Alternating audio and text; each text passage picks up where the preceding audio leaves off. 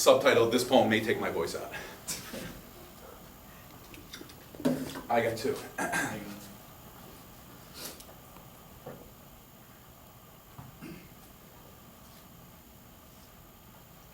This poem will not end apartheid. My words, no matter how beautiful, clever, or carefully strung together, will not end the occupation, allow the refugees to return, or create equality within Israeli society. The status quo, it's a fantasy, telling us it's okay to sit on our hands, called political art propaganda, rather than those who politicize our lives, propagandists.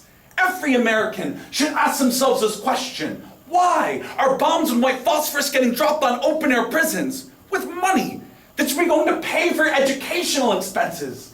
And dear academics and leftists, I appreciate your books on Israeli massacres, but you refuse to take the bullets out of IDF guns with your stance is the problem. It's not just the occupation, or putting a better face on Zionism. Because 750,000 Palestinians were displaced before those settlements were constructed, half of them before Israel's created. We don't need another book explaining the situation. We need a lesson plan to stop the next bomb from dropping. Silence is complicity. Over-intellectualization tells us to theorize on the power of art. While farmers are kicked off lands, children are stolen on the way to school, people are caged and beaten and split from loved ones, bombed and broken in open-air prisons, bought and paid for with our tax dollars. We're part of the problem. That's not theoretical. I don't want to hug a segregationist, wave to you at a separate water fountain, or appeal to you from the back of the bus. A day will come, I swear to you all, when Zionists cower in embarrassment, deny involvement like those who profited off of Stephen Biko's lifeless body and Bobby Sands' empty stomach.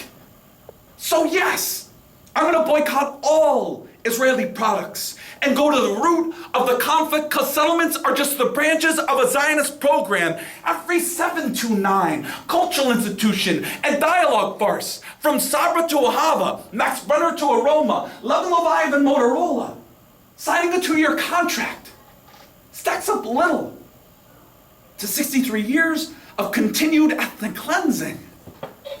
Finally, to all you artists, building bridges between apartheid and normalization, you serve an agenda which rebrands colonialism as enlightened liberalism. Concerts, ballets, and raves in Israel's Sun City, a haven and party stop.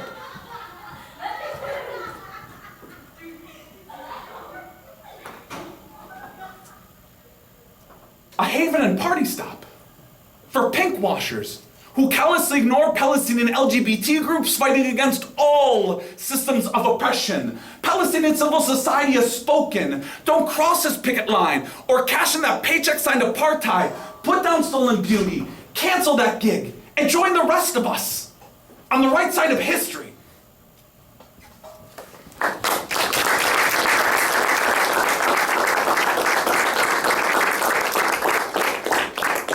That was the remix. The laughter, I think, was agreeing with me.